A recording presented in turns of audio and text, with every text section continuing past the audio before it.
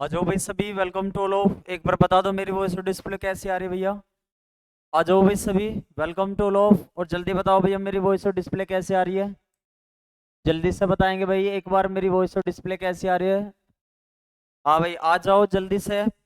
और हमारी last unit पे, लास्ट टाइम पे क्या चल रहा था, हमारी जो यूनिट चल रही थी वो यूनिट 4 चल रही थी भैया। कौन सी चल रही थी? यूनिट 4, उसका रिवीजन चल रहा था। ठीक है भाई। तो यूनिट 4 के रिवीजन में मैं लास्ट टाइम पे आपके कितने लेक्चर ले चुका था, जल्दी से बताएंगे एक बार कमेंट करके। आ जाओ भैया जल्दी से। जल्दी आ जाओगे भैया। जल्दी आ जाओ भाई। आ जाओ भाई। एक बार जुड़ जाओ सभी भैया।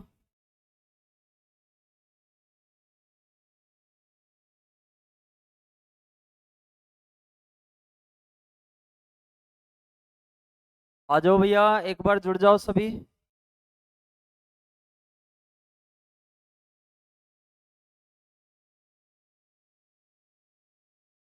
आ जाओ भैया एक बार।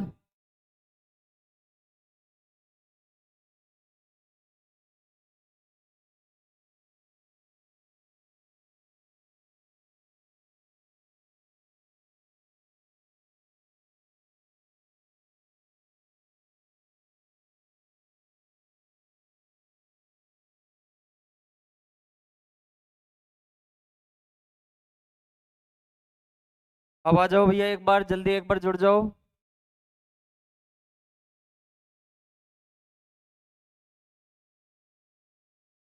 Good evening to all of. मैं कृष्ण दत्त आपका एक बार फिर से स्वागत करता हूँ फिजिक्स बाय कृष्णा दत्त में। ठीक है। और आज जो हम स्टार्ट करने वाले हैं भैया, यूनिट 4 चल रही थी हमारी एसएचएम की। और लेक्चर कौन सा चल रहा था एक बार लास्ट, जल्दी से बताएंगे भैया लेक्चर कौन सा चल रहा था लास्ट टाइम पे। आपने कौन सा लेक्चर रिवाइज कर लिया था, मैं वही लेक्चर रिवाइज करवा दूंगा, एक बार जल्दी से बताओ। लास्ट टाइम पे हमारा कौन सा लेक्चर हो गया था भैया? जल्दी बताएंगे भाई लेक्चर कौन सा हो गया था। शायद यूनिट 4 चल रही थी हमारी, यूनिट 4 चल रही थी एसएचएम। और इसका रिवीजन चल रहा था। Unit 4 revision. Unit 4 revision. ठीक है भैया। और एसएचएम की यूनिट चल रही थी, एसएचएम की यूनिट। ठीक है भैया। और लेक्चर कौन सा चल रहा था, आपने कौन सा देख लिया था लास्ट टाइम पे, जल्दी से बताओगे भैया। लेक्चर कौन सा था? थर्ड हो गया था। बहुत बढ़िया। आज लेक्चर 4 चलेगा भैया। कौन सा चलेगा? 4 चलेगा भैया। आ जाओ जल्दी से। जो आज हमारा टॉपिक होने वाला है, नया टॉपिक है। नया टॉपिक है, टॉपिक है नया। आपका लास्ट टाइम पे नहीं हुआ था यो। आज मैं फिर भी इसे करा दूं। फिजिकल या फिजिकल या कंपाउंड, कंपाउंड पेंडुलम, इसका प्रैक्टिकल है, इस वजह से करवा रहा हूं इसे। Compound pendulum. ठीक है भैया, इसका प्रैक्टिकल है, इस वजह से बता रहा हूं इसे मैं। ठीक है भैया। जल्दी से एक बार जुड़ जाओ सभी। ठीक है भाई। भौतिक, भौतिक बोलते हैं भैया इसे। भौतिक लोलक। ये टॉपिक चलेगा आगा आपका। ठीक है, भौतिक लोलक। ठीक है भैया। ये टॉपिक चलेगा। ये तक बताओ, कोई दिक्कत समस्या तो ना किसी को भी?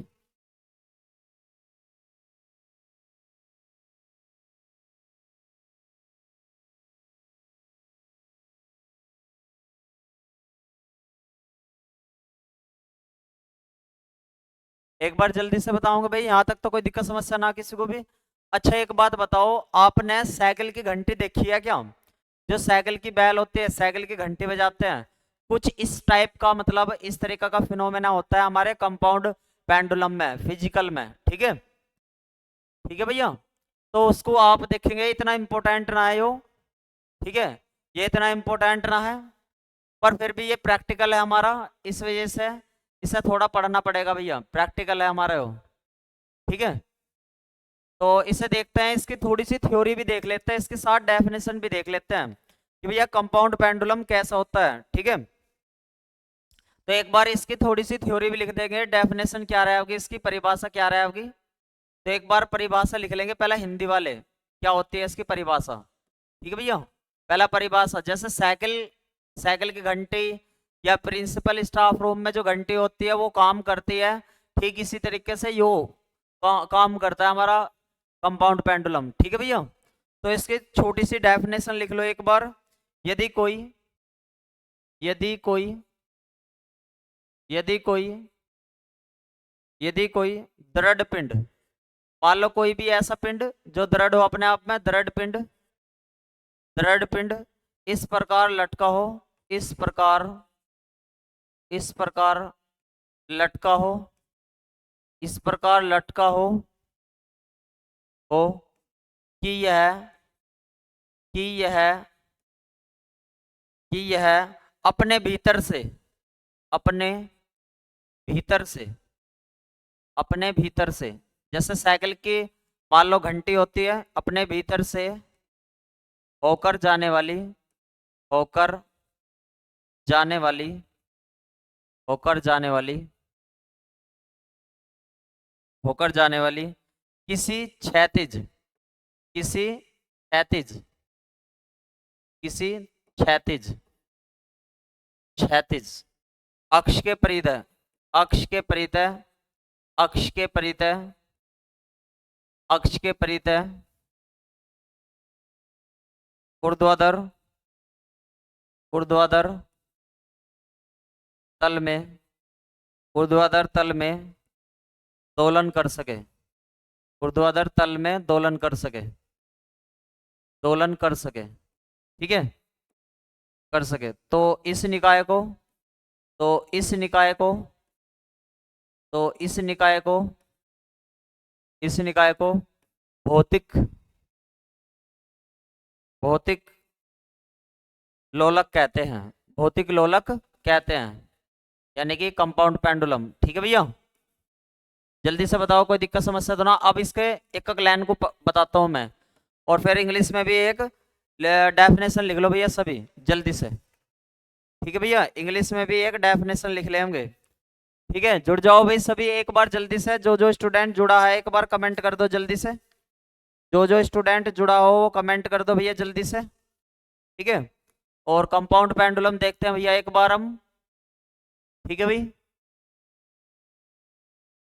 तो एनी इसकी डेफिनेशन क्या हो जाओगी एक बार देख लो। कंपाउंड पेंडुलम की या फिजिकल पेंडुलम की क्या हो जाओगे? कंपाउंड पेंडुलम की। ठीक है भैया, कंपाउंड पेंडुलम की डेफिनेशन देख लो। Any rigid body any rigid any rigid body any rigid body which is so mounted that it can swing in a vertical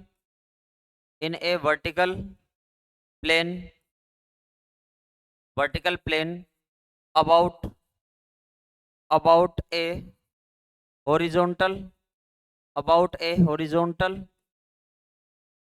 a horizontal axis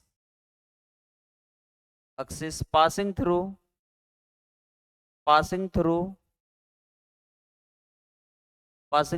it is called a physical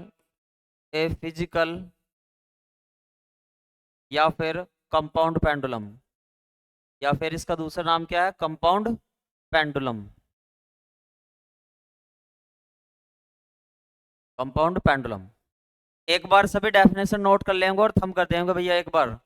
और एक बार एक line को ध्यान से समझेंगे भैया। ठीक है, एक लाइन को एक डेफिनेशन को ध्यान से समझेंगे एक बार। आपने नोट कर लिया? एक बार जल्दी से डन लिख दो भैया।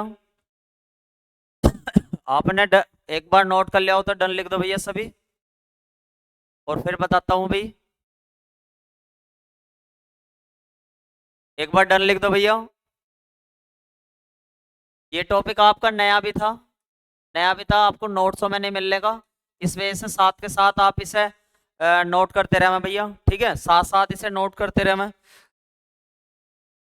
अब एक वर्ड को देखेंगे ध्यानपूर्वक,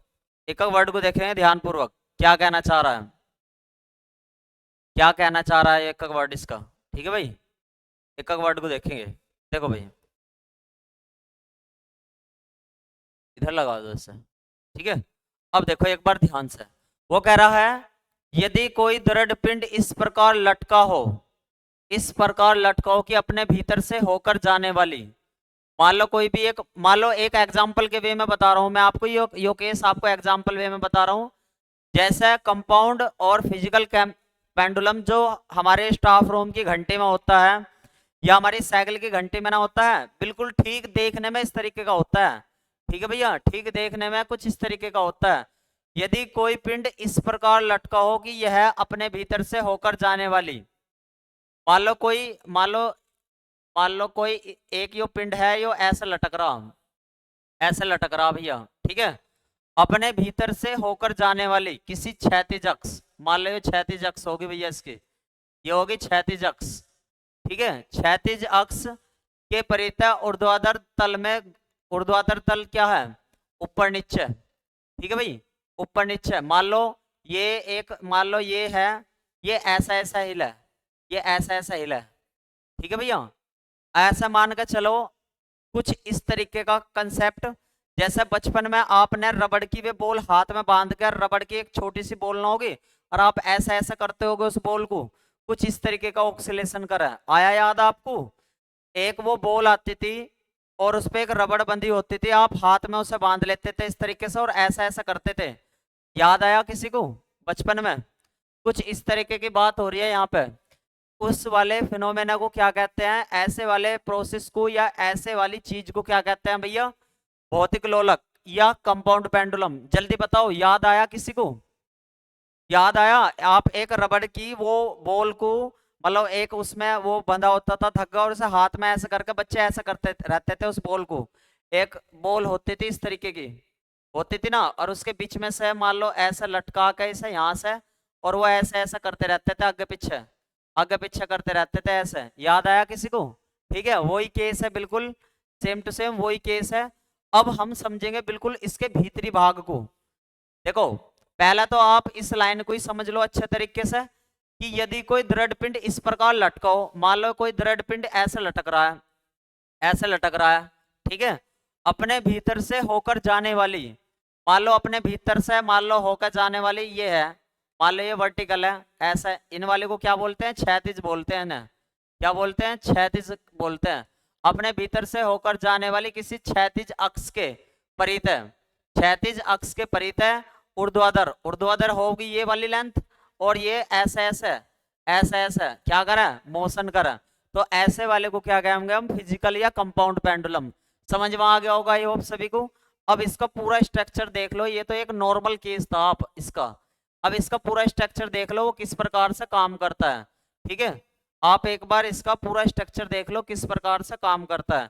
ठीक है, एक इसका डायग्राम बना लो बहुत बढ़िया सा सभी। ठीक है भाई, एक डायग्राम बना लो। एक इस तरीके की स्ट्रक्चर है हमारे पास, एक इस तरीके की स्ट्रक्चर है, और इसमें एक एस पॉइंट है योरा। ठीक है भैया, एक एस पॉइंट है योरा, और इस तरीके का, चलो इसे थोड़ा बड़ा बना लेते हैं भैया, इसे थोड़ा सा बड़ा बना लेते हैं। ठीक है, बड़ा बना लेते हैं।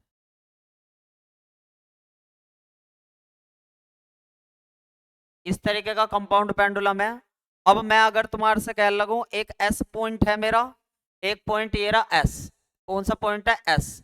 इससे कोई भी एक मास लटक रहा है, क्या लटक रहा है? एक मास लटक रहा है। ठीक है भाई, मान लो वो इस स्थिति में होता, मान लो वो लटका हुआ इस स्थिति में होता। ठीक है, अब क्या हो रहा है, इसका एक इस पूरी सिस्टम का एक सेंटर पॉइंट है सी, एक सिस्टम है सेंटर पॉइंट सी। जो सेंटर पॉइंट सी है वो एस के ठीक नीचे है। एस के ठीक कैसा है? बिल्कुल नीचे है, यहाँ पे है।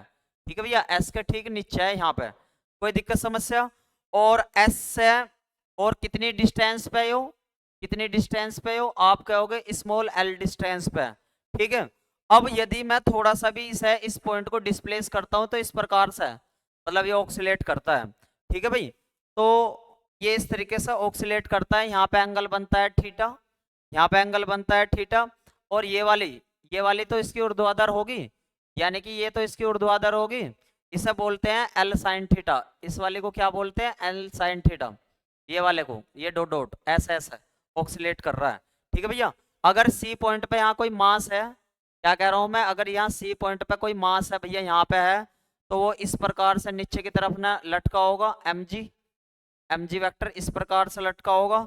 और मान लो इस सी पॉइंट से कुछ आगे जाकर एक पॉइंट ओ है, कौन सा पॉइंट है, एक पॉइंट है ओ। ठीक है भैया, ये आप ये नोट कर लो, ये कंपाउंड पेंडुलम का क्या है, क्या कंपाउंड पेंडुलम का क्या है, बिल्कुल स्ट्रक्चर डायग्राम है, एक बार ध्यान से समझेंगे। ये हमारे पास ये इस तरीके की कोई एक बॉडी है, कोई भी एक पिंड है, ठीक है, और इसमें एक पॉइंट है एस, ये रहा एस पॉइंट है। अब एस पॉइंट से एक जो द्रव्यमान है हमारा, मास है, यहाँ पे जो ये क्या है हमारा मास है, द्रव्यमान है, ये लटका है, इस प्रकार से लटका है। ठीक है भैया, और मान लो ये इक्विलिब्रियम पोजीशन में ऐसा होता, और ये ऐसा ऐसा ऑक्सीलेट कर रहा, तो ये वाली डॉट डॉट वाली जो लाइन है इसे क्या बोल दिया मैंने, L sine theta, L sine theta, और यहाँ से एंगल कितना बना, थीटा बना। और ये वाली लेंथ कितनी है, ये वाली लेंथ कितनी है इसकी, ये है एल। ठीक है भैया, एक बार नोट कर लो भैया, एक बार सभी नोट कर लेंगे। चलो मैं इसकी थोड़ी सी थ्योरी भी बता देता हूँ आपको, इसकी थोड़ी सी थ्योरी भी बता देता हूँ आपको कि कैसे कैसे वो है थ्योरी में सिस्टम। डेफिनेशन तो आपने नोट कर ली, एक बार इसकी थ्योरी लिख लो, पहले हिंदी में लिख लेंगे और फिर इंग्लिश में लिख लियो कि क्या है वो थ्योरी। ठीक है भाई, इसका लिख लो, माना कि थ्योरी लिखनी बहुत जरूरी है इसकी। ठीक है भाई, माना कि द्रव्यमान, जब भी समझ में आएगा डायग्राम, माना कि द्रव्यमान m, माना कि एक द्रव्यमान m, योरा भैया द्रव्यमान, ठीक है, m का एक पिंड, का एक पिंड, एक पिंड, एक पिंड अपने अपने एक बिंदु, एक बिंदु, एक बिंदु S से S पर लटका है, S पर लटका है, देखो भाई S पर लटका हुआ है, एक बार डायग्राम में भी देखते रहो साथ साथ में, S पर लटका हुआ है, देखना ये लटका रहा S पे लटक रहा है ना ये। ठीक है भाई, S पे लटक रहा यहाँ से। ठीक है, पिंड का द्रव्यमान केंद्र कितना है, पिंड का द्रव्यमान केंद्र कितना दे रखा भैया, C दे रखा होगा, द्रव्यमान केंद्र, द्रव्यमान केंद्र कैपिटल C है। देखना एक बार, इस पूरे पिंड का ये रहा C, ये रहा ना भाई द्रव्यमान केंद्र कैपिटल C है। ठीक है, कैपिटल C की जहां पर लटक रहा है, जहां से लटक रहा है इसे बोलते हैं निलंबन बिंदु, कि निलंबन बिंदु, निलंबन बिंदु, निलंबन यानी कि जहां से लटका हुआ निलंबन बिंदु S से दूरी, S से दूरी कितनी है भैया, S से दूरी कितनी है, कितनी है, वो डिस्टेंस स्मॉल l है, दूरी स्मॉल l है।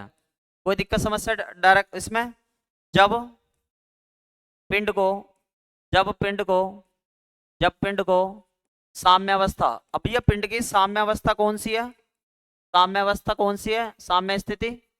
ठीक है भाई, मान लो ये वाली इसकी साम्यावस्था थी, और थोड़ा डिस्प्लेस करके छोड़ते हैं इधर से डिस्प्लेस करके छोड़ते हैं, या फिर इधर से डिस्प्लेस करके छोड़ते हैं, ऐसा ऐसा ऑक्सीलेट करने लग जाओगे हो, तो साम्य स्थिति, साम्य स्थिति से थोड़ा थोड़ा विस्थापित, थोड़ा विस्थापित करके छोड़ते हैं, करके छोड़ देते हैं, छोड़ देते हैं, तो यह, तो यह S से होकर जाने वाली, S से होकर जाने वाली, S से होकर जाने वाली क्षैतिज तो यही होगी, ये रही S से होकर जाने वाली क्षैतिज, इसके औरत हो रहा है ऐसा ऊर्ध्वाधर गति करने लग जाओगा, S से होकर जाने वाली, जाने वाली क्षैतिज अक्ष, क्षैतिज अक्ष, क्षैतिज अक्ष कौन सी है भैया, ये वाली जो अक्ष की बात हो रही है, डॉट डॉट जो दिखाई दे रही है, योरी क्षैतिज अक्ष, क्षैतिज अक्ष के परित है, क्षैतिज अक्ष के परित है ऊर्ध्वाधर, ऊर्ध्वाधर इस वजह से कह रहे हैं कि साइन लेकर चलना है हमें इसमें, ऊर्ध्वाधर, ऊर्ध्वाधर, ऊर्ध्वाधर तल में दोलन करता है, ऊर्ध्वाधर तल में दोलन करता है। एक बार बताओ ये लैंग्वेज आगे समझ में भैया इसकी, जल्दी बताओ लैंग्वेज आगे समझ में, एक बार सभी थंब कर दो लैंग्वेज आ गई हो तो, और इंग्लिश वाले भी इसके लैंग्वेज को लिख लेंगे। ठीक है भैया, इंग्लिश वाले भी इस लैंग्वेज को लिख लेंगे एक बार।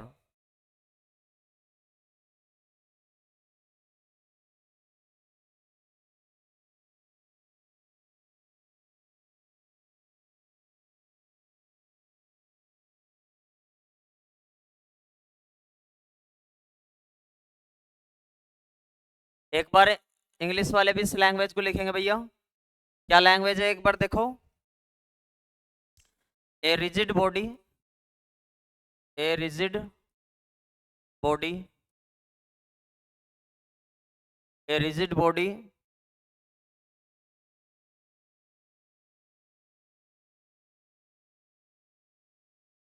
पाइवेटेड, पाइवेटेड मतलब इस प्रकार से लटकी हुई है। Pivoted at a, pivoted at a point capital S in it. एक रिजिड बॉडी है, उसमें एक पॉइंट है S. In the equilibrium, in the equilibrium, equilibrium position यानी कि साम्यावस्था में। The centre of mass, the centre of mass, the centre of mass capital C of the, capital C of the body, body lies vertically below, vertically, vertically, vertically below capital S, vertically below capital S. When the body is displaced, when the body is displaced, is displaced, displaced, ठीक है। when the body is displaced to one side, one side and then release it, थोड़ा displace करके छोड़ेंगे तो release it, release it, it oscillate, it oscillates, it oscillates in the vertical plane containing, containing capital S and capital C, C about a, about a, about a horizontal, about a, about a horizontal, about a horizontal, horizontal axis perpendicular, perpendicular to this plane, perpendicular to this plane and passing through, and passing through capital S, ठीक है। it is now acting, it is now acting as a compound, as a compound pendulum, compound pendulum, ठीक है भैया। एक बार note कर लो फिर आगे चलेंगे भैया, ठीक है। और फिर इसका सिस्टम देखते हैं भैया एक बार, ठीक है भैया।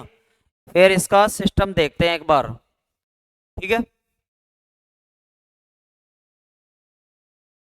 चलो भाई जल्दी से एक बार नोट कर लो, डन लिख देना भाई, एक बार नोट कर लो, डन लिख देना भाई सभी।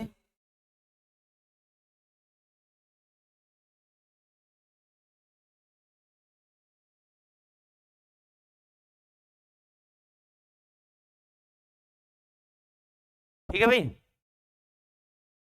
कर दिया सभी ने? एक बार थंब कर दो अगर नोट कर लिया हो तो। और अब इसका हम क्या देखते हैं भैया, एक बार इसका वो देखते हैं मोशन कैसी होगी, ठीक है भैया। एक बार मोशन देखते हैं कैसी होगी।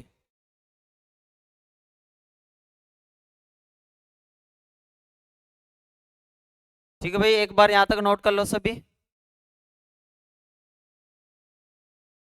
कर लिया सभी ने? मेरी वॉइस और डिस्प्ले क्लियर जा रही सभी को? एक बार कंफर्म भी करते रहो। अब हम मोशन देखेंगे भैया एक बार। देखो भाई साथ साथ कंडीशनों को देखते रहो, बहुत बढ़िया। देखो भाई अब हम इसका देखेंगे मोशन ऑफ, ये मोशन कैसे करता है, motion of, motion of physical pendulum, physical pendulum, pendulum यानी कि भौतिक लोलक की गति, भौतिक लोलक की गति। एक बार ध्यान से समझेंगे भाई। अगर मैं आपसे कह रहा हूं, पहला मैं जब नॉर्मल केस था मेरा, एक बार देखियो भाई यहाँ पे, ये नॉर्मल केस बता रहा हूं मैं आपको। मेरा जब नॉर्मल केस था, ये आपका रफ वर्क है, ये आपका रफ वर्क है भाई, रफ वर्क है, ध्यान दियो भाई यहाँ पे। जब मेरा नॉर्मल केस था, जब मेरा नॉर्मल केस था, जब नॉर्मल पेंडुलम था, नॉर्मल पेंडुलम था, तो तब मैं लेकर चलता था F equal to minus M G sine theta. इससे पिछले वाले डेरिवेशन में मैंने आपको ये वाली बात बताई है, बताई थी या ना? जल्दी बताओ, सरल लोलक के लिए हो, सिंपल पेंडुलम के लिए यो था ना, एफ इजिकल टू ये लेकर चलता था, ठीक है भाई, सिंपल पेंडुलम के लिए हो लेकर चलता था ना। तो ठीक इसी प्रकार से, ठीक इसी प्रकार से यहाँ पर जब इस, अगर जब भी कभी तुम्हारा फिजिकल पेंडुलम आकर है, तो आप एफ के स्थान पर लेकर चलोगे टॉर्क, क्योंकि ये घूमने का काम करता है। इसके स्थान पर लेकर चलोगे एफ, ये एफ के स्थान पर लेकर चलोगे टो, और ये minus M G sine theta ऐसा कैसी, तो एक इक्वेशन मेरी यहां से बना करेगी, ठीक है। ये वाली तो बात तो आपको समझ में आ गई होगी। दूसरा रफ, दूसरा रफ काम, दूसरा रफ काम ध्यान दियो भाई यहाँ पे। दूसरा काम बहुत इंपॉर्टेंट है। जब मेरा एक फोर्स आता था सरल सिंपल पेंडुलम के लिए, सिंपल पेंडुलम के लिए एक इक्वेशन बनती थी हर बार, हर बार एक इक्वेशन बनती थी एफ की वैल्यू के लिए, सेकंड वो जो लगाते थे हम, सेकंड मोशन वाला जो फॉर्मूला लगाते थे, Newton second law of motion जो लगाते थे। तो आप कहते थे, मैं लगाता था वहां पे, क्या लगाता था भैया वहां पे, नॉर्मल के लिए एफ इजिकल टू एम में लगाता था, और एफ इजिकल टू क्या होता था, एम ऐसा कैसी, और इसे मैं लिखता था D two X by D T square, ये लिखता था। लेकिन जैसे ही आप फिजिकल पेंडुलम पढ़ोगे, जैसे आप फिजिकल पेंडुलम पढ़ोगे, तो एफ की जगह तो यहाँ पे आ जाएगा टो, और यहाँ एम की जगह, मास की जगह कंपाउंड पेंडुलम में या फिजिकल पेंडुलम में मोमेंट ऑफ इनर्शिया का स्थान दिया गया, यानी कि जड़त्व आघूर्ण को नाम दिया गया। तो इसके स्थान पे आ जाएगा, एम के स्थान पे आ जाएगा आई, क्या आ जाएगा इसके स्थान पे, आई डी टू, और एक्स के स्थान पे इस वाले पेंडुलम में ये डिस्प्लेसमेंट है, इसमें डिस्प्लेसमेंट होता है थीटा का, और यहाँ पे डी टी स्क्वायर, और इसे हम क्या करेंगे इक्वेशन नंबर 2। जल्दी से बताओ, दोनों वर्क, दोनों रफ काम जो है मैंने आपको बताया, ये समझ में आ गए? दोनों काम जल्दी से बताओ, समझ में आ गए? फिर मैं इधर आता हूँ तुरंत, जल्दी बताओ समझ में आ गए? क्या क्या लेकर चलेंगे भैया, जल्दी बताओ, ये दोनों काम समझ में आ गए? जल्दी से बताओ भैया, एक बार सभी थंब कर दो, समझ में आ गया हो तो आगे समझ में, अगर रिपीट करना हो तो रिपीट लिख दो। क्लियर है भाई? ठीक है। अब ये तो थे हमारे नॉर्मल, अब इन्हें हम क्या कर देते हैं, खत्म कर देते हैं, ठीक है, क्या कर देते हैं, खत्म कर देते हैं। बस यही दो बात बतानी थी और काम हो जाएगा मेरा, यही दो बात बतानी थी और काम हो जाएगा, ठीक है भैया।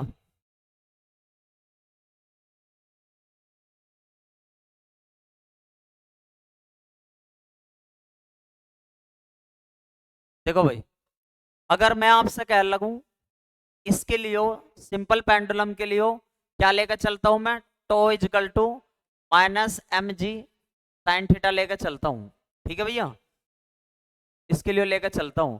अगर मैं आपसे कह लगूं theta is very small, very small, theta बहुत कम है, तो साइन थीटा जो है, साइन थीटा जो है कैसी वैल्यू के काम में आएगा, थीटा के काम में आएगा। ये रेडियन में होती है हमारी टर्म्स, क्या किस में होती है, रेडियन में, ठीक है। तो यहाँ पे इस साइन थीटा की जगह क्या आ जाएगा, टो इजकल टू आ जाएगा minus M G theta, M G theta, और इसे हम कह देंगे इक्वेशन नंबर फर्स्ट। कोई दिक्कत समस्या ना हुई होगी। अब क्या लगाएंगे यहाँ से, अब वी नो डैट, अब दोबारा से वो वाली टर्म्स जो मैंने अभी बताई थी आपको, tau equal to capital I D two theta by D T square लेकर चलेंगे, ये लेकर चलेंगे, और इसे कह देंगे इक्वेशन नंबर सेकंड। तो by equation first and second, first and second, तो आप क्या होगा, टो भी इसके इक्वल है, टो इसके भी इक्वल है, तो minus M G theta equal to I D two theta by D T square, ये टर्म्स बनेगी। और यहाँ से इसकी वैल्यू निकाल लो आप, ये चला जाएगा इसके डिवाइड में, तो आप कहोगे D two theta by D T square की टर्म्स जो आ गई मेरे पास में, वो क्या आ गई, माइनस एम जी आई थीटा, ये टर्म्स बनी। जल्दी बताओ, यहाँ तक तो कोई दिक्कत समस्या ना किसी को भी? एक बार जल्दी बताऊंगा, यहाँ तक तो कोई किसी भी को भी दिक्कत समस्या ना है? ठीक है भाई, जल्दी बताओ, कोई दिक्कत समस्या तो ना है किसी को भी? ठीक है, जल्दी से एक बार कंफर्म करके बताओ, कोई दिक्कत समस्या तो ना है किसी को भी? अच्छा, एक चीज और लेकर चलनी होती है भाई, इसमें टो में एक लेंथ भी तो होती है, उसकी लेंथ भी दे रखी है, mgl ले लो भैया। यहाँ पे एक काम करो, यहाँ पे सबसे शुरुआत में लेंथ भी लेकर चल लो, माइनस, हम ये तो भूल ही गए, लेंथ भी थी इसकी साइन थीटा। तो यहाँ पे एक तो एक दो, यहाँ पे एल और आ जाएगा, एल और आ जाएगा भैया। ठीक है, क्या आ जाएगा? एल और आ जाएगा, एल। तो ये एल और आ गया। ठीक है भाई, नोट कर लो एक बार जल्दी से यहाँ तक। मैं अभी दोबारा रिपीट कर रहा हूँ, कोई दिक्कत समस्या ना, एक बार यहाँ तक का नोट कर ले होंगे। देखो भाई, अब थोड़ा सा ध्यान से समझियो मैं क्या कह रहा हूँ। देखो भाई, ये तो हमारे पास फॉर्मूला होता ही है, जहां जैसा मैंने वो वाला लिया था, यहाँ पे F equal to minus M G sine theta लिया था। लेकिन कंपाउंड पेंडुलम में इसकी लेंथ भी लेते हैं, क्योंकि टॉर्क टॉर्क जो है लेंथ पे भी डिपेंड करता है। ठीक है भाई, तो tau equal to minus M G sine theta, यहाँ तक तो कोई दिक्कत समस्या ना? थीटा बहुत छोटा हो जाओगा तो साइन थीटा की जगह क्या रख देंगे भैया? थीटा रख देंगे, तो ये टर्म्स आ जाएगी, कोई दिक्कत ना। ये वाली टर्म्स तो मैं बता के आया था अभी थोड़ी देर पहले, कैसा आई थी? आई इजिकल टू, देखो एक नॉर्मल टर्म्स जब मैं पहले यूज करता था, मैं यूज करता था F equal to M D two X by D T square, ये तो यूज करता था। और लेकिन मैंने आपको बताया एफ की जगह तो क्या यूज करना, टो यूज करना है, और एम की जगह क्या यूज करना है, आई यूज करना, मोमेंट ऑफ इनर्शिया जड़ता गुण, और डिस्प्लेसमेंट एक्स की जगह क्या यूज करना, थीटा यूज करना। आगे समझ में? जल्दी बताओ भैया, आगे समझ में अब? ठीक है, जल्दी बताओ, आगे समझ में? इसे थोड़ा सा इक्वेशन फर्स्ट और सेकंड को इक्वल रखने के बाद मेरी ये टर्म्स बन गई होगी। जल्दी बताओ, अब आगे समझ में? जल्दी से बताओ, अब आगे समझ में भैया? जल्दी बताओ, आगे समझ में?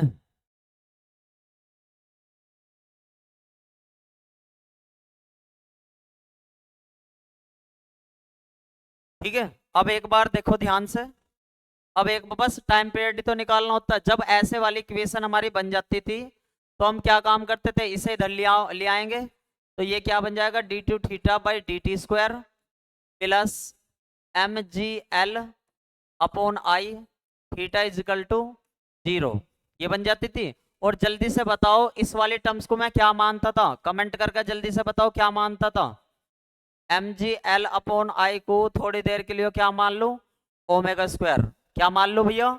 ओमेगा स्क्वायर लेट करता था, क्योंकि मेरी ओमेगा स्क्वायर वाली टर्म्स जो है किसमें यूज आती थी, किसमें यूज आती थी, किसमें यूज आती थी भैया? टी में। अब इसका टाइम पीरियड निकाल दो, आवर्तकाल, टाइम पीरियड निकाल दो, इसका आवर्तकाल निकाल दो, आवर्तकाल। तो आवर्तकाल के लिए क्या फॉर्मूला होता है टाइम पीरियड के लिए? जल्दी से बताओ, क्या क्या होता है फॉर्मूला? आप क्या होगा, T equal to 2 pi upon omega होता है। ठीक है भैया, तो एक बात बताओ, जैसे यहाँ पे ओमेगा की वैल्यू कितनी ये आ जाएगी, तो टी की वैल्यू क्या बन जाओगी? जल्दी से बताओ एक बार जल्दी से बताओगे क्या वैल्यू आ जाएगी, टी इजकल टू 2 पाई, और ओमेगा की वैल्यू कितनी हो जाओगी, इस पर अंडर रूट होने के बाद, इस पर अंडर रूट होने के बाद M G L upon I हो जाएगी। ठीक है भैया, ये हो जाएगी। और आगे बढ़ो थोड़ा सा, और आगे बढ़ो भैया थोड़ा सा, इसे आई को ऊपर भेज दो, तो यहाँ से टी की वैल्यू कितनी आ जाएगी, 2 pi under root I upon M G L, ये टर्म्स आ गई। जल्दी से बताओ, किसी भी स्टूडेंट को यहाँ तक तो कोई दिक्कत समस्या ना है? जल्दी से बताओ, यहाँ तक तो कोई दिक्कत समस्या ना हुई किसी को भी? तो यहाँ तक ही तो हमें निकालना था, लेकिन लेकिन यहाँ तक बताओ, कोई दिक्कत समस्या तो ना हुई किसी को भी? अब यहाँ से ये जैसे ही आ जाता है, बस इस वाली आई की वैल्यू अगर हमें कंप्लीटली पता लग जा तो मेरा काम हो जाएगा। आई की वैल्यू कंप्लीटली पता लग जा तो इसे पैरेलल एक्सिस की थ्योरम लगा दो यहाँ पे। कौन सी? Parallel axis theorem. और जल्दी से मेरे लिखने से पहले पहले 1 मिनट में कमेंट करके बता दो, समांतर अक्षों की परिमेय क्या हो जाओगी? समांतर अक्ष की परिमेय से, अक्ष की परिमेय से, की परिमेय से आई की वैल्यू जल्दी से बताओ कितनी हो जाओगी यहाँ पे? आई इजिकल टू जल्दी से भाई कमेंट करके बताओ, जल्दी से आई की वैल्यू कितनी हो जाओगी? आई की वैल्यू ये ना हो जाओगी, M K square plus M L square. Diagram में देख लो एक बार, आई की वैल्यू यही तो होती है समांतर अक्षों के पेड़ में, जो सेंटर से होकर जा रही हो, प्लस देखो नॉर्मली अगर उस डायग्राम को देख लगोगे आप अच्छे से, एक बार डायग्राम को देख लगोगे, देखो एक बार सही तरीके से डायग्राम को देखो, एक बार सही तरीके से डायग्राम को देखेंगे भैया। देखो भाई, जब आप डायग्राम को देखोगे तो एक सेंटर से कौन सी होकर जा रही है, आप कहोगे सेंटर से होकर जा रही है भैया हमारी एल वाली लेंथ, तो एम एल स्क्वायर हो गया, और दूसरी तो हमारी क्या होती है, एम के स्क्वायर तो है भैया। ठीक है, तो क्या हो जाओगे मेरी, जल्दी से बताओ क्या हो जाओगे?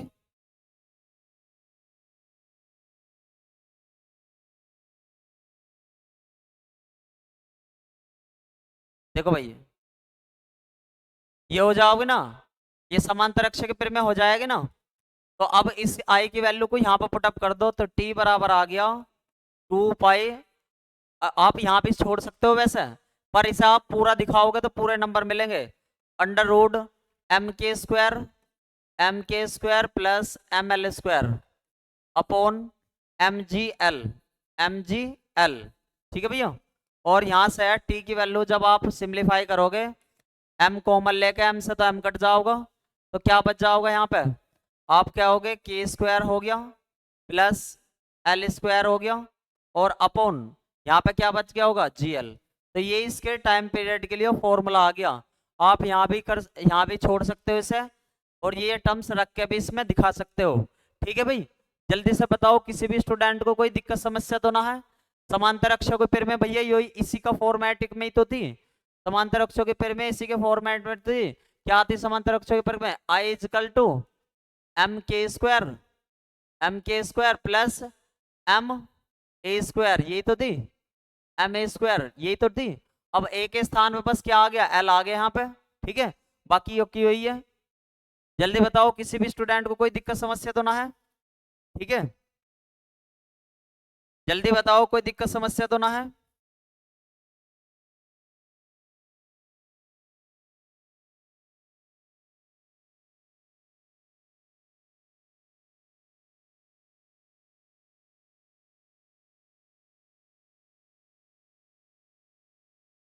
जल्दी बताओ भाई कोई दिक्कत समस्या तो ना है, क्लियर है?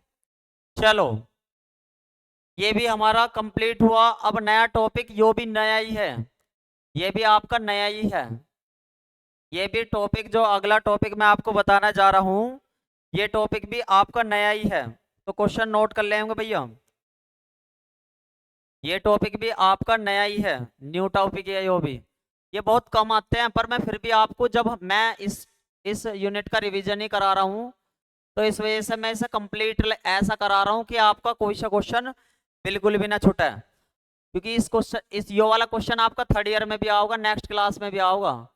इस वजह से दिखाइए कि दिखाइए कि नेक्स्ट सेमेस्टर में भी आओगे ये क्वेश्चन, बिल्कुल सेम टू सेम। दिखाइए कि प्रेरकताओं तथा धारिता तथा धारिता वाले तथा धारिता वाले एल सी परिपथ में परिपथ में परिपथ में विसर्जन विसर्जन दोलनी होता है, दोलनी होता है।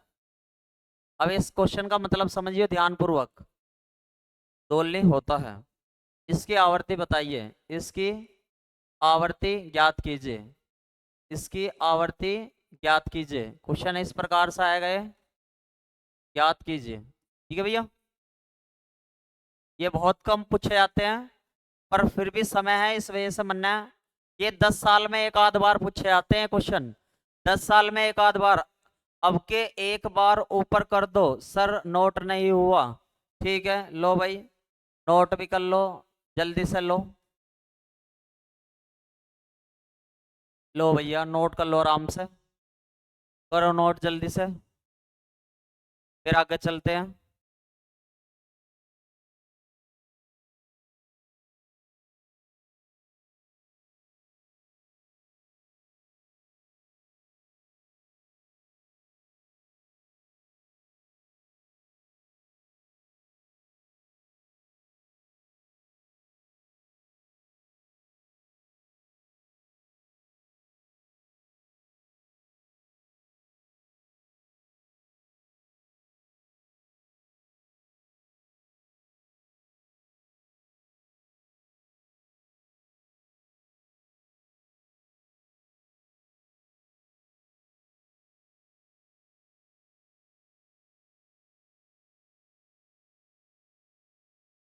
ठीक है भाई।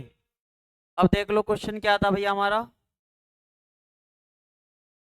चलो क्वेश्चन नोट कर लो भाई। क्वेश्चन ये भी नया है आपका, क्वेश्चन ये भी नया है, ठीक है भैया। और इस क्वेश्चन को भी एक बार नोट कर लो और फिर इस क्वेश्चन का मतलब बताता हूँ क्या कहना चाह रहा। so that in a circuit, in a circuit containing an inductance, and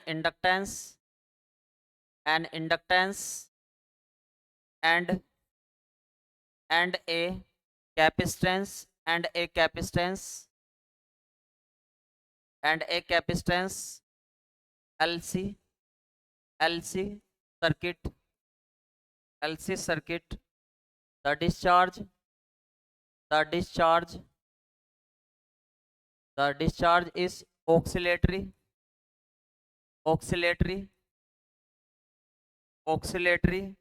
and undamped, ठीक है भैया। find its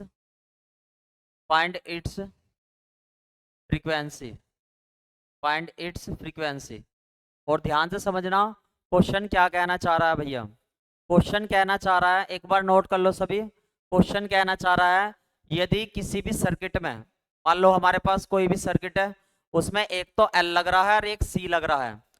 जब एल लग रहा है और सी लग रहा है, जब ये डिस्चार्ज होता है, मतलब उसमें बैटरी खत्म होती है, डिस्चार्ज की कंडीशन होती है, तो उसमें ऑक्सीलेशन सिस्टम होता है। क्या होता है भैया? ऑक्सीलेशन सिस्टम होता है।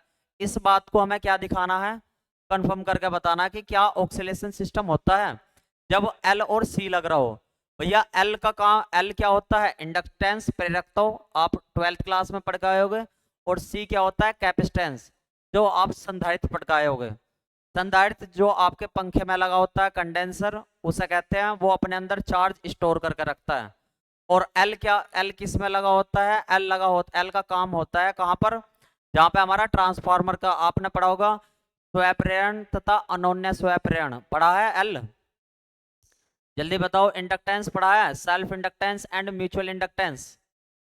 इलेक्ट्रोमैग्नेटिक्स में पढ़ते हैं इसे हम, 11वें चैप्टर में है हमारा यो। और इसमें जहां फैराडे के नियम है, फैराडे के विद्युत चुंबक के संबंधी नियम, electromagnetic law related to Faraday, यानी कि फैराडे के इलेक्ट्रोमैग्नेटिक नियम। जल्दी बताओ, पढ़ के आए थे ना ये वाली चीज? सर मैंने नहीं पढ़ा, कोई दिक्कत ना है, हम पढ़ा देंगे, सेकंड ईयर में हम पढ़ा देंगे, हैगा ये टॉपिक आपका, ठीक है। तो क्वेश्चन नोट कर लो। क्वेश्चन नोट कर लिया आपने? इस क्वेश्चन में ही एक बार नई चीज देख लेते हैं। देखो भाई, क्वेश्चन क्या कर रखा, उसने एक प्रेरकत्व लग रहा है एल, प्रेरकत्व को एल से दिखावा है। अभी जैसे जैसे मैं बताता जा रहा हूँ वैसे वैसे याद रखो। धारिता को कहवा है सी, धारिता को क्या कहवा है? सी कहवा है। और विसर्जन का मतलब है, विसर्जन का मतलब है डिस्चार्ज हो रहा, यानी कि जब आप बैटरी, आप मान लो आपने फोन चार्ज करा, बैटरी चार्ज करी और वो धीरे धीरे डाउन होती चली जावे, उसे क्या बोलते हैं? विसर्जन बोलते हैं। तब क्या रहेगा, वो दोलनी सिद्ध करना कि उसमें ऑक्सीलेशन हो ऐसा है, जब वो मतलब डिस्चार्ज हो, बैटरी डाउन हो। तो so that the circuit containing inductance, उसके अंदर इंडक्टेंस लगा हुआ एल लगा हुआ है, और क्या लगा हुआ है? कैपेसिटेंस लगा हुआ है, सी लगा हुआ है। जब एल और सी लग रहे हैं और कौन सा केस है? डिस्चार्जिंग का है, तो तब वो क्या करना, मतलब ऑक्सीलेशन करा है, तो ये केस बताना भैया हमें, ठीक है। तो एक बार इसका डायग्राम एक बार नोट कर लो सभी, और फिर इसका डायग्राम देखेंगे। यो आपका नेक्स्ट सेमेस्टर में जब आप इलेक्ट्रॉनिक्स की किताब पढ़ोगे, बहुत बढ़िया तरीके से इलेक्ट्रॉनिक्स की, देखो अगले सेमेस्टर में हमारे पास काफी समय रहेगा, ठीक है। तो बिल्कुल एक एक पॉइंटों को ध्यान से समझेंगे, जो चीज आप 11th-12th में कमी करके आए हो। तो इसने क्या बता रखी इस क्वेश्चन में कि भैया एक एल लग रहा है, एक सी लग रहा है। तो एल और सी किस प्रकार से लगते हैं, एक बार ध्यान से समझिए मेरी बात को। एल और सी किस प्रकार से लगते हैं, एक बार ध्यान से समझियो।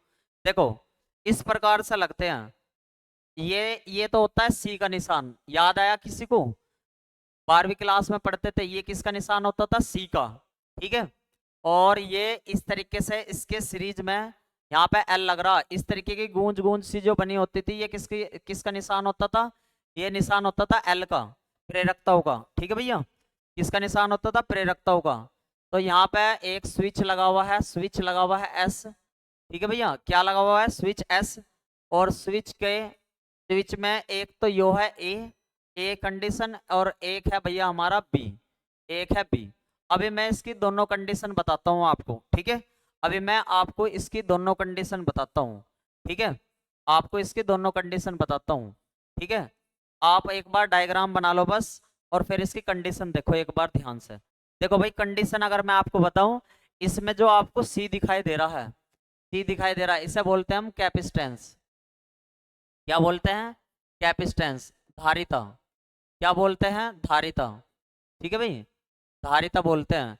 आप ये पढ़ के आए होगे कि कैपेसिटर जो होता है, संधारित्र जो होता है, वो क्या होता है उसका काम, वो अपने अंदर आवेश इकट्ठा करता है, चार्ज इकट्ठा करने का काम आता है।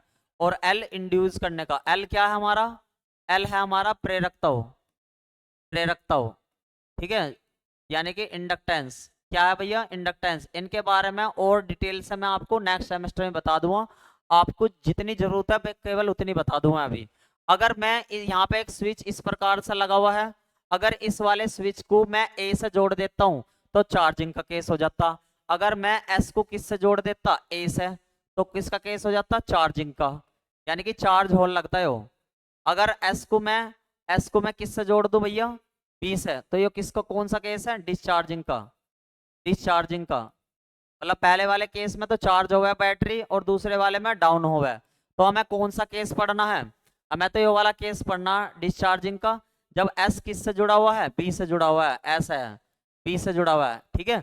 एस एक स्विच है हमारा, क्या है भैया, यो स्विच है। ये ए और बी इसके पॉइंट है, जब हम बी से जोड़ते हैं, एस को बी से जोड़ते हैं, कौन सा केस होता है, डिस्चार्जिंग का। और जब एस को मैं ए से जोड़ देता हूं तो पूरे सर्किट में करंट फ्लो लगा, तो किसका केस है, चार्जिंग का। लेकिन यो वाला केस हमें बिल्कुल भी नहीं पढ़ना, हमें कौन सा केस पढ़ना, जब एस से हम बी को जोड़ देंगे, डिस्चार्जिंग का। जल्दी बता दो, समझ में आ गई इतनी बात, जल्दी बताओ, समझ में आ गई इतनी बात, ठीक है, जल्दी बताओ सभी स्टूडेंट, समझ में आ गई इतनी बात, जल्दी से, आगे समझ में, जल्दी बताओ भाई, समझ में आ गई इतनी बात।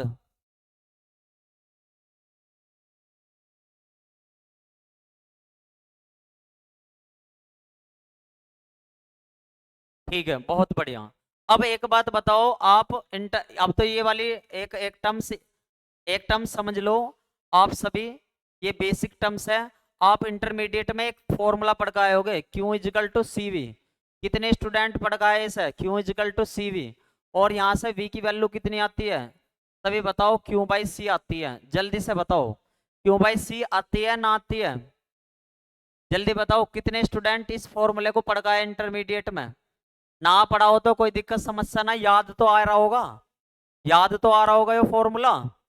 क्या, Q equal to C V होता था, और यहाँ से वी की वैल्यू कितने निकालते थे, Q by C.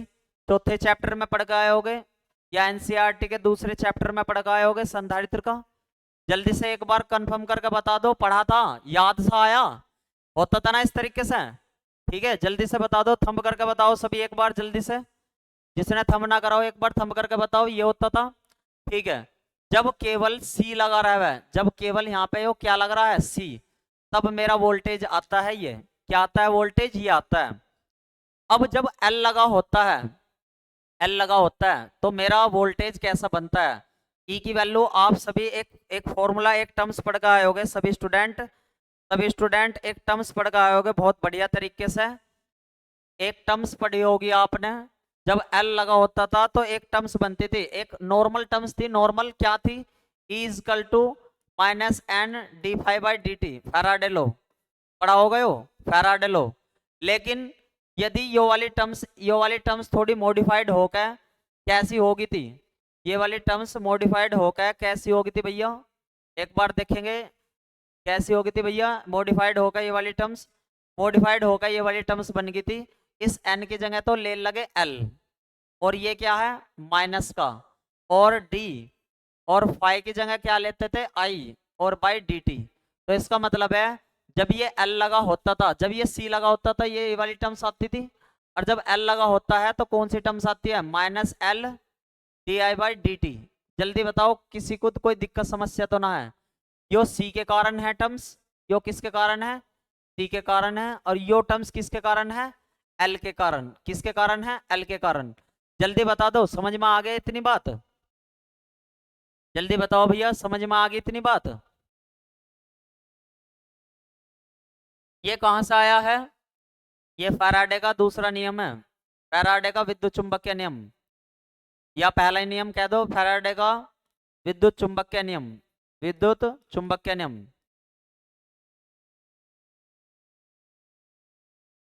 Faraday electromagnetic, electromagnetic low, electromagnetic लो। ठीक है भैया, तो आपको इतनी बात यहाँ पे समझ गए। बेसिक से नेक्स्ट सेमेस्टर समझा दूंगा ये कैसे कैसे आती थी, अगले सेमेस्टर में आएगी किताब ये, और 12th क्लास में थी। ठीक है भैया, क्योंकि पूरा एक अपने आप में अलग बहुत बड़ा कंसेप्ट है वो। ठीक है, अपने आप में बहुत बड़ा कंसेप्ट है, कई सारे लेक्चर लग जाएंगे अगर समझा लगा। अभी आप इतना याद रख लो, सी है तो ये वाला वोल्टेज आता है, और एल है, एल लगा हुआ है, प्रेरकता लगा हुआ है, तो ये वाला वोल्टेज आता है। ठीक है, आप एक बात बताओ जल्दी से सभी स्टूडेंट मुझे, क्या इस पूरे सर्किट में आर दिखाई दे रहा है आपको? जल्दी से बताओ, क्या इस पूरे सर्किट में आर दिखाई दे रहा है? In this circuit, in this circuit not containing R, not containing R. प्रतिरोध क्या है इसमें, क्या इस पूरे सर्किट में कहीं आर दिखाई दे रहा है? तो आप कहोगे नहीं दिखाई दे रहा। इस परिपथ में, इस परिपथ में, इस परिपथ में आर नहीं है, आर नहीं है। ठीक है भाई, जब आर नहीं है तो आर की वैल्यू कैसे लेकर चलते हैं, जीरो लेकर चलते हैं। कैसे लेकर चलते हैं भैया, जीरो लेकर चलते हैं। एक बार सभी कंफर्म थंब करके अभी बता दो, ये वाली बात समझ में आ गई? एक बार जल्दी से बताओ, ये तीन बात मैंने आपको बताई है। जब हमारा सी होता था तो एक फॉर्मूला होता था Q equal to C V, यहाँ से वोल्टेज आई है।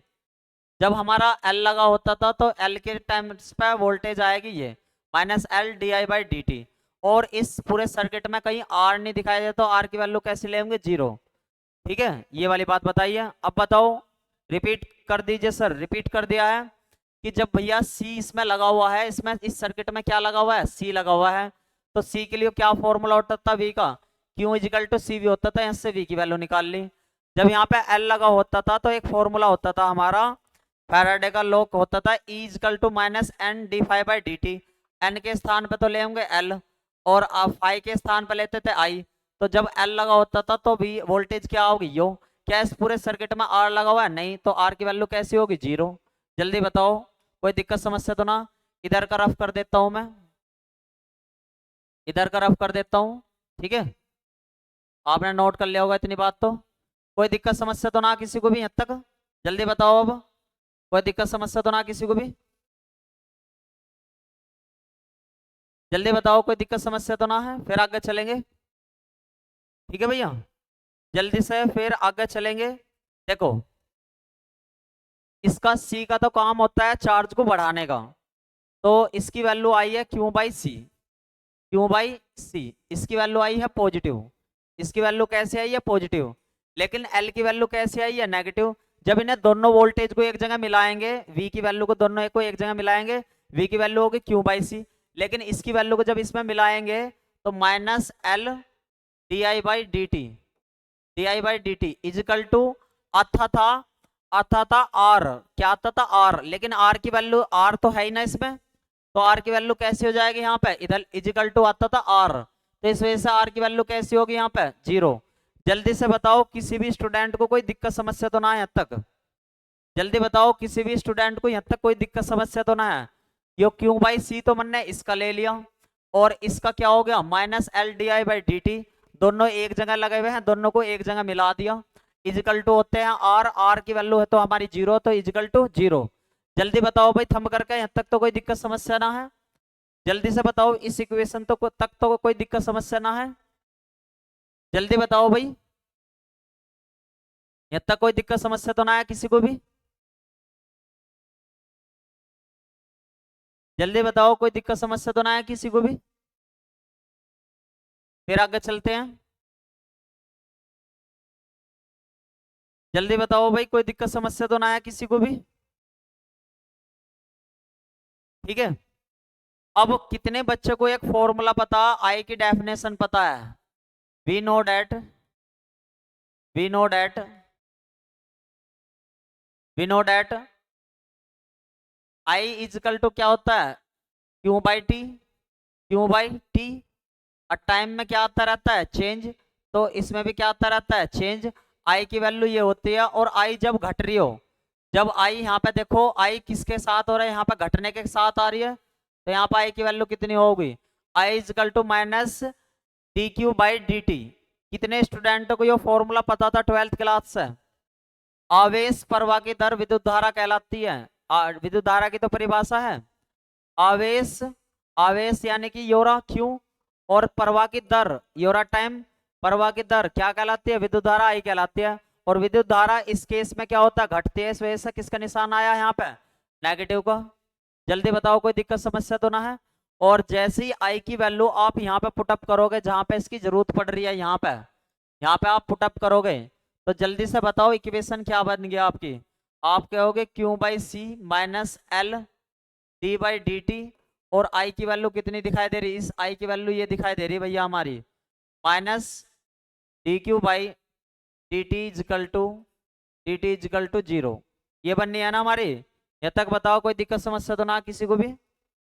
और फिर आगे चलते हैं। बस यहाँ तक का ही हमारा काम था अच्छे से। जल्दी बताओ, कोई दिक्कत समस्या तो ना किसी को भी?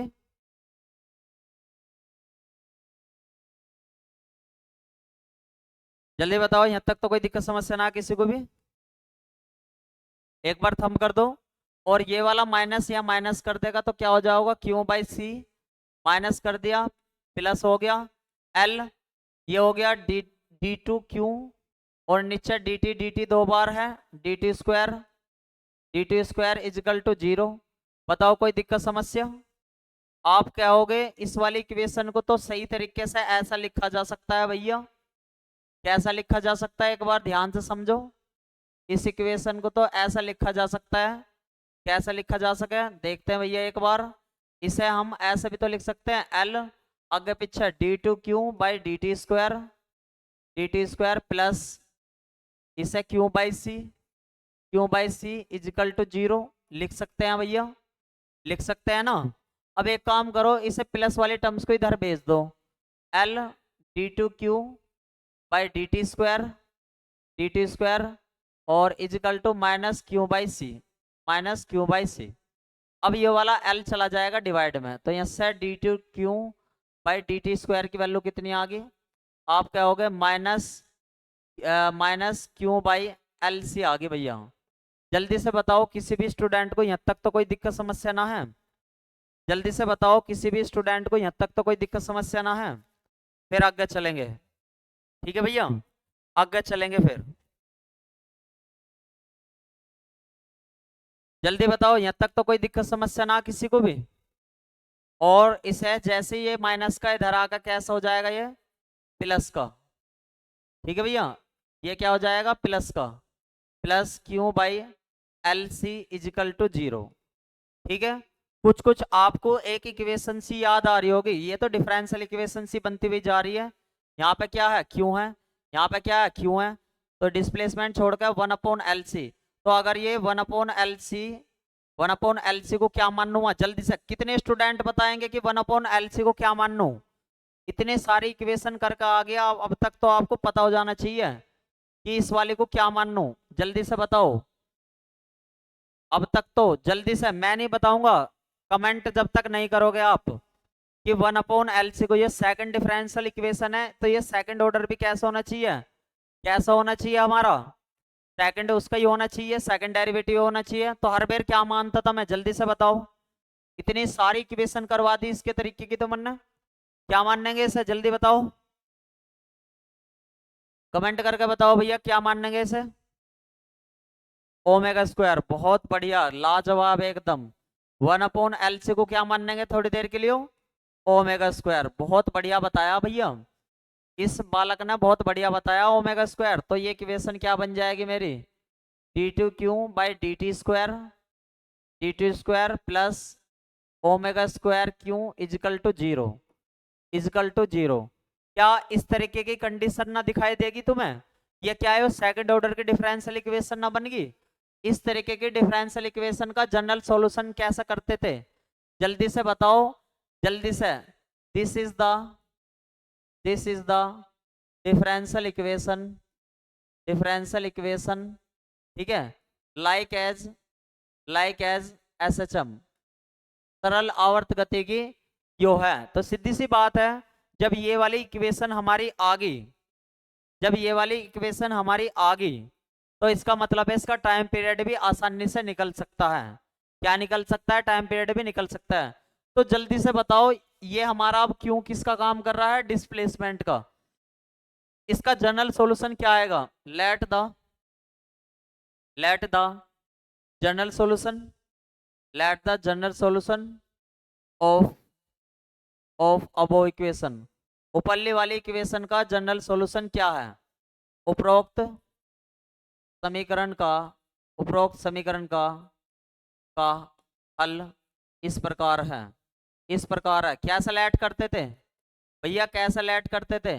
तो आप बताओगे, जैसे वहां x इजिकल टू सी ई की पावर अल्फा टी लेता था, तो ठीक इसी प्रकार से यहाँ पे x के स्थान पे क्या है? q है। x के स्थान पे क्या है? q है। ठीक है भैया। और वहां जैसे c लेता था कांस्टेंट टर्म्स, तो यहाँ पे क्या लेकर चलो? वहां a, क्योंकि वहां तो c ले लिया, हर बार एक जैसी थोड़ी ना, a तो कोई से भी ले लो, e की पावर अल्फा टी। जल्दी बताओ, यहाँ तक तो कोई दिक्कत समस्या ना किसी को भी? और नोट कर लो भैया यहाँ तक एक बार, जल्दी से नोट कर लो एक बार यहाँ तक, ठीक है।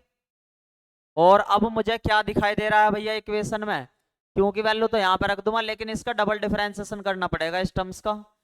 चलो भैया डबल डिफरेंशिएशन करो। आप कमेंट करके नहीं बता रहे, जल्दी बताओ, कोई दिक्कत समस्या तो ना है यहाँ तक? ठीक है भैया, एक बार जल्दी से बताओ यहाँ तक कोई दिक्कत समस्या तो ना है? ठीक है भाई, जल्दी बताओ भाई, फिर आगे चलते हैं।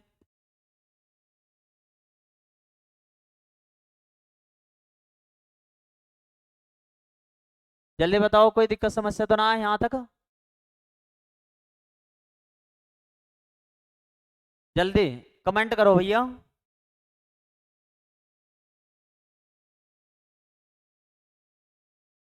बताओ भाई, कोई दिक्कत समस्या तो ना है यहाँ तक? ठीक है। चलो अब इस तरीके का तो कर देते थे तुम डिफरेंशिएशन, अब लो तो करके दिखा देते। हाँ भाई, जल्दी से करके दिखा दो इसका डिफरेंशिएशन। ऐसे वाली का तो कैसे करते थे? जल्दी से बताओ क्या करते थे डिफरेंशिएशन। तो इसका एक बार डिफरेंशिएशन करो टी के रेस्पेक्ट में, differentiation with respect to T. तो D Q by D T क्या आ जाएगा इससे? जल्दी से बताओ।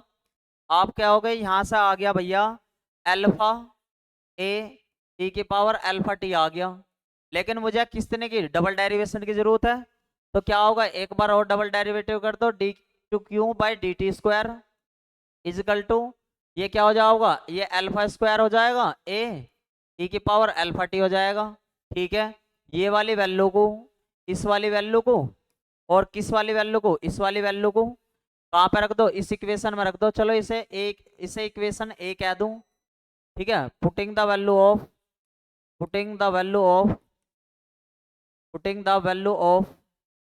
क्यू एंड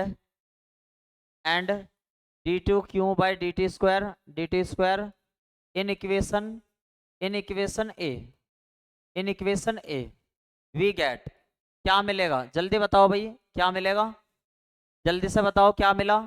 जैसे आप ये वाली टर्म्स की वैल्यू यहाँ पे पुटअप करोगे, ये वाली अल्फा स्क्वायर ए ई की power alpha T plus omega square ऐसा कैसी, और क्यू की वैल्यू कितनी आई हो? ए ई की power alpha T equal to 0, ये। ठीक है भैया, अब जल्दी से बताओ यहाँ से क्या क्या कॉमन आ गया? आप कहोगे ए ई की पावर अल्फा टी कॉमन आ गया, और यहाँ से alpha square plus omega square equal to क्या कितना हो गया? 0 हो गया। ये वाला गया 0 पे, ये वाला कहाँ पे गया? 0 पे। तो omega square plus alpha square plus omega square equal to 0। तो यहाँ से तो बिल्कुल सेम टू सेम वही वाली टर्म्स होना बननी जैसा पहला बननी थी हमारी। तो alpha square equal to minus omega square, तो अल्फा इजिकल टू माइनस के माइनस ओमेगा स्क्वायर इस तरीके से, तो अल्फा इजिकल टू ओमेगा तो बाहर निकल जाओगा, लेकिन अभी यहाँ पे क्या बचा, -1 बचा। यहाँ तक बताओ किसी भी स्टूडेंट को कोई दिक्कत समस्या तो ना है, जल्दी से बताओ किसी भी स्टूडेंट को कोई दिक्कत समस्या तो ना है। और ये वाली टर्म्स हमारी क्या बन जाती है, आईटा जे या के बन जाती है, तो हम यहाँ पे क्या ले होंगे आई वो जे, तो ये क्या बन जाएगी जे ओमेगा। तो लेकिन अल्फा जब इधरली साइड में ये खुल के आता है तो प्लस माइनस के दो वैल्यू जो आती है, कितनी आती है, प्लस माइनस की दो वैल्यू आ गई। तो इस प्रकार से अल्फा की कितनी वैल्यू आई, दो वैल्यू आई। अब अल्फा की जो दो वैल्यू आई है, अल्फा की दो वैल्यू जो आई है इस तरीके से, तो यहाँ से कितनी इक्वेशन बनेगी, आप कहोगे दो इक्वेशन बनेगी भैया। कितनी इक्वेशन बनेगी, दो इक्वेशन बनेगी। तो हम बता देंगे कि इक्वेशन फर्स्ट ए के कितने हल होंगे, दो हल होंगे। यहाँ तक तो आप करके आए थे ना ऐसा, जल्दी से बताओ, यहाँ तक तो आप ऐसा करके आए थे ना, यहाँ तक बताओ कोई दिक्कत समस्या तो ना किसी को भी, एक बार जल्दी बताऊंगा, कोई दिक्कत समस्या तो ना है किसी को भी, थंब कर दो भैया सभी, एक बार सभी थंब कर दो, ठीक है भैया। चलो आगे देखो भैया, एक बार ऐसा तो आप करके आए थे, आदत पड़ रही है अब आपको ऐसे ऐसे क्वेश्चनों को सॉल्व करने की। तो इसका मतलब है इक्वेशन ए के दो मान होंगे, therefore therefore therefore equation A have two solution, two general solution, दो सामान्य हल होंगे। समीकरण ए के दो व्यापक हल होंगे, दो व्यापक हल होंगे। कौन कौन से होंगे भैया, और दोनों को क्या करते हैं ऑक्सीलेशन के केस में, दोनों को ऐड कर दे मैं। अब ए की जगह ये a1 काम करेगा, e की पावर अल्फा यानी कि जे ओमेगा टी, एक बार प्लस लेकर चले, ठीक है, प्लस a2 e की power minus J omega T लेकर चले। जल्दी से बताओ किसी भी सिंगल स्टूडेंट को कोई दिक्कत समस्या तो ना हुई यहाँ तक, जल्दी से बताओ कोई दिक्कत समस्या तो ना हुई यहाँ तक, जल्दी से, ठीक है भैया, जल्दी बताओ कोई दिक्कत समस्या तो नहीं। ये तो आप बहुत आसान काम था यहाँ तक का, तो यहाँ का तो आपका बहुत आसान काम था।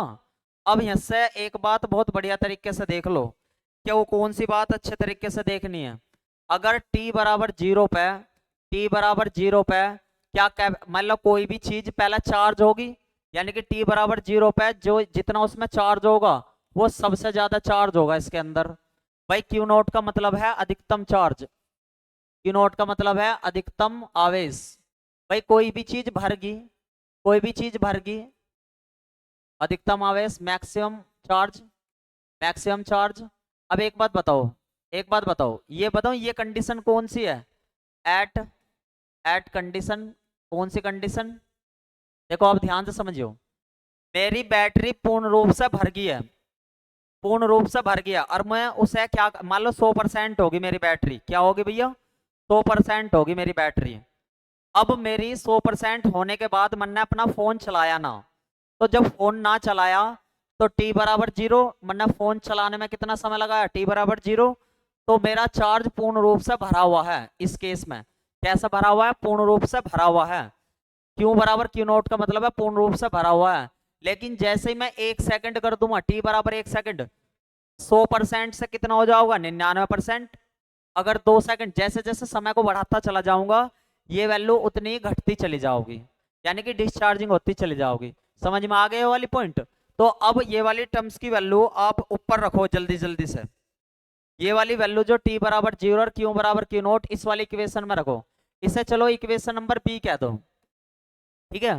पुटिंग पुटिंग t बराबर 0 एंड q बराबर q note in equation b, in equation b, ठीक है भैया। धरना जरा, क्यू की जगह तो क्या रखना है, क्यू नोट रखना है, और a1 और e की पावर j ओमेगा, और t की वैल्यू कितनी रखनी है यहाँ पे 0, प्लस a2 e की power minus j omega multiply 0। कितने बच्चों को पता e की पावर 0 का मतलब क्या होगा, कितने बच्चों को पता e की पावर 0 का मतलब क्या होगा? कितने बच्चों को पता e की पावर 0? ये पूरा 0 बन गया और ये वाला भी पूरा 0 बन गया। तो e की पावर 0 की वैल्यू कितने बच्चों को पता कितनी होवे? आप क्या होगे? 1 होवे। तो ये वाली इक्वेशन मेरी क्या बन जाओगी यहाँ से? q equal to a1 plus a1 plus a2 ये बन जाएगी। और इसे इक्वेशन नंबर क्या कह दो? सी कह दो। इसे इक्वेशन नंबर सी कह दो। एक बार यहां तक का नोट करेंगे भैया सभी, एक बार यहां तक का नोट करेंगे भैया सभी। और जल्दी से बताओ कोई दिक्कत समस्या तो ना आई है किसी को भी? जल्दी से बताओ किसी को कोई दिक्कत समस्या तो ना आई यहां तक? ठीक है, जल्दी बताओ। लेकिन भैया मेरी ये जो इक्वेशन आई है यो क्यू में आई है, मैं इस इक्वेशन को आई में लेना चाहता हूँ। किस में लेना चाहता हूँ? इस वाली इक्वेशन को आई में लेना चाहता हूँ। तो मैं इक्वेशन इसका, तो मैं इस इक्वेशन का क्या कर दूंगा? इक्वेशन बी का आई के रेस्पेक्ट में डिफरेंशिएशन कर दूंगा। Differentiation differentiation equation B with respect to with respect to with respect to T with respect to T. अच्छा एक बार बताना मुझे क्योंकि वैल्यू यहाँ से कितनी है? बी इक्वेशन कितनी है? एक बार जल्दी से। क्यू इक्वेशन है क्यू इजिकल टू है a1 e की power plus J omega T plus a2। ठीक है भैया, क्यू की वैल्यू कितनी है? इसका ये बी इक्वेशन क्या है? क्यू इजिकल टू है भैया हमारा a1 e की power plus J omega T plus a2 e की power minus J omega T, ये है। और इसका क्या करना है? टी के रेस्पेक्ट में डिफरेंशिएशन करना है, यानी कि D Q by D T करना है, D Q by D T करना है। जल्दी से सभी स्टूडेंट इसका डिफरेंशिएशन करके बताओ। अगर जिसका डिफरेंशिएशन आ गया हो तो कोई दिक्कत समस्या ना, और जिसका आ गया हो बहुत बढ़िया, जिसका ना आया हो बोर्ड पे देखेंगे फिर। ठीक है भाई, एक बार जल्दी से बताओ डिफरेंशिएशन इसका क्या हो जाओगा? इसका डिफरेंशिएशन क्या हो जाओगा? चलो डिफरेंशिएशन दिखाता हूँ इसका करके। D Q by D T कितना आएगा? D Q by D T आपका क्या आएगा? ठीक है भैया, क्या आएगा? यानी कि इसका डी बाई डी टी करना है। ठीक है, इसका इसका करना है D Q by D T. देखो भाई कैसा आएगा? जब मैं इसका डिफरेंशिएशन करता हूं तो आप कहते हो a1, इसका डिफरेंशिएशन तो कर रखा हमने बहुत अच्छे तरीके से। तो इसका क्या हुआ है? जे ओमेगा और e की पावर जे ओमेगा टी। और जब इसका करता हूँ डिफरेंशिएशन प्लस ए टू और इसका कितना होगा? माइनस जे ओमेगा और e की power minus J omega T आता है। जल्दी बताओ यही आया डिफरेंशिएशन सबका?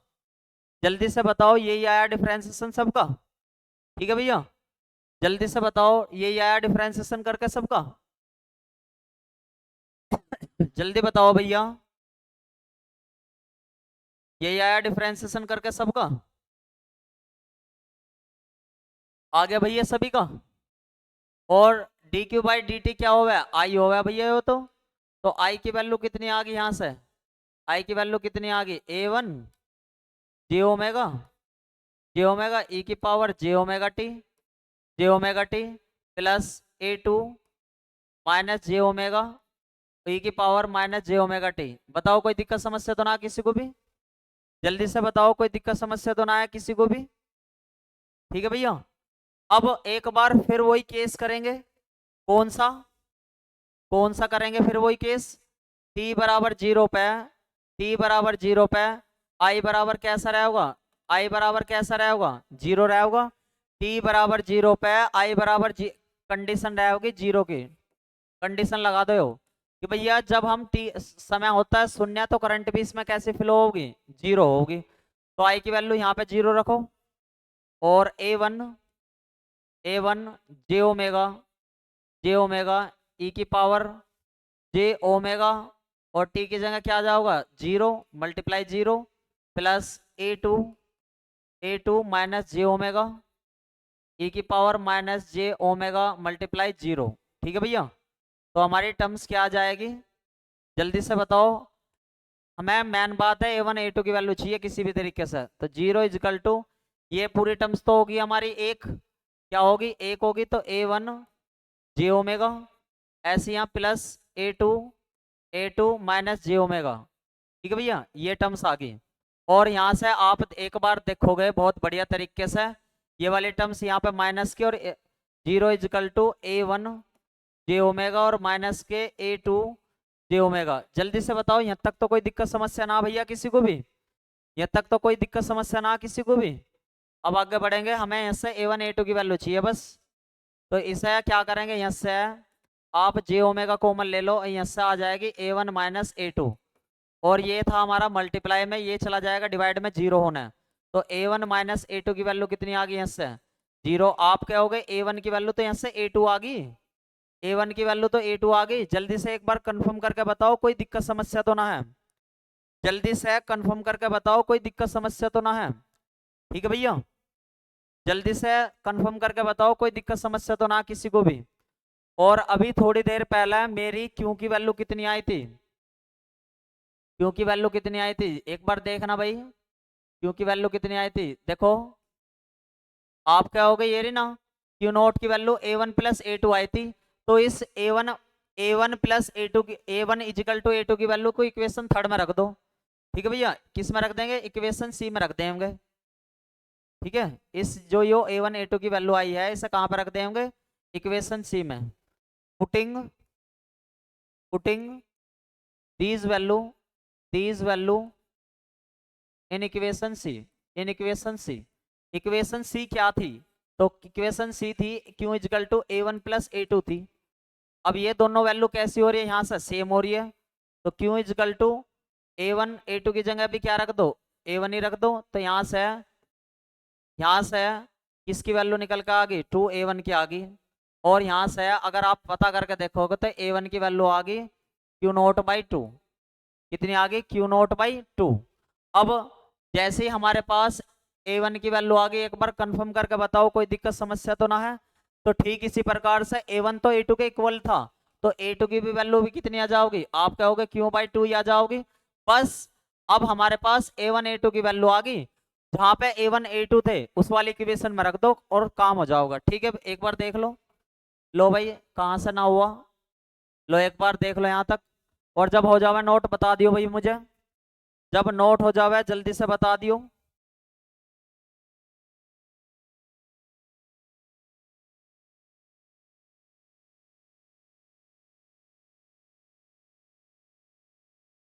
जब नोट हो जावे जल्दी से बता देना भाई। ठीक है, फिर आगे चलेंगे।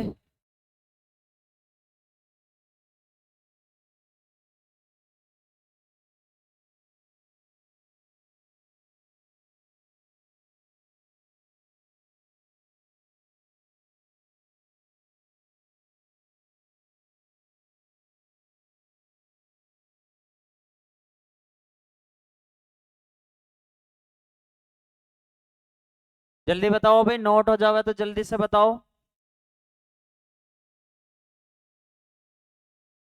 थंब कर दियो, डन लिख देना।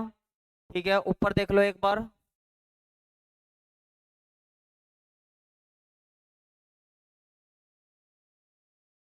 और कोई दिक्कत समस्या आवे तो रिपीट लिख देना भैया। ठीक है, वैसा आसान काम है वो, कोई इतनी ज्यादा जटिल चीज ना है इसमें, बस ये थोड़ा लेंथी बेशक हो।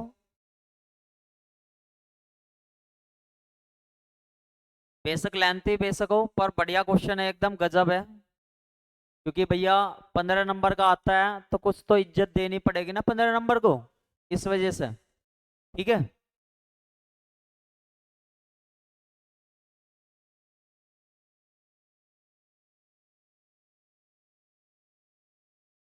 हो गया भैया। एक बार सभी डन कर देना यहाँ तक, एक बार सभी डन कर देना भैया यहाँ तक।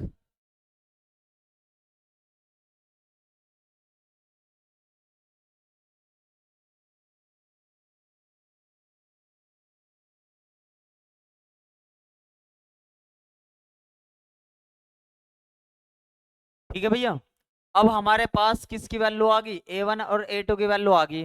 अब क्यू वाली इक्वेशन में रख देंगे जहां पे हमने ये लेट करी थी टर्म्स। तो भैया क्यू वाली टर्म्स क्या आई थी मेरी सबसे शुरू में, क्यू नोट की टर्म्स आई थी हमारी A1 e की power j omega T plus a2 e की power minus J omega T, ये थी ना भाई हमारी। अब बस हमें किसकी a1 और a2 की वैल्यू यहाँ पे रख दो, a1 और a2 की वैल्यू यहाँ पे रख दो। तो q1 इजिकल टू a1 की वैल्यू कितनी आई है, जल्दी बताओ a1 की वैल्यू कितनी आई है। ये क्यू नोट ही तो था भैया हमारा, ये क्यों था भैया।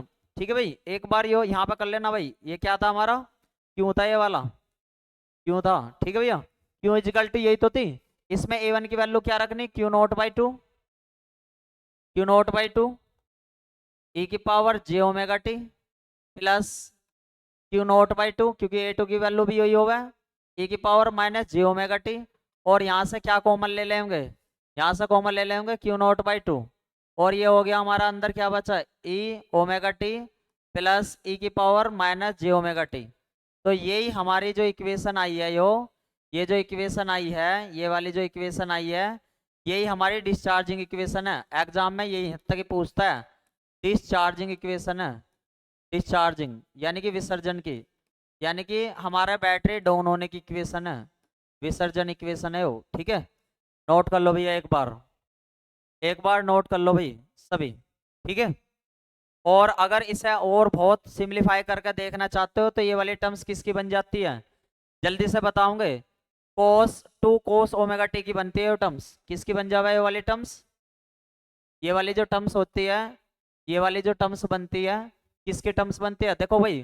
कोस कोस कोस थीटा का फॉर्मूला सभी को पता होना चाहिए, ई की पावर आई थीटा प्लस ई की पावर माइनस आई थीटा होवे, और क्या होवे बाई टू होवे। अब एक बात बताओ, आई तो आई की जगह तो जे काम कर रहा हो, थीटा की जगह क्या काम कर रहा, ओमेगा टी काम कर रहा।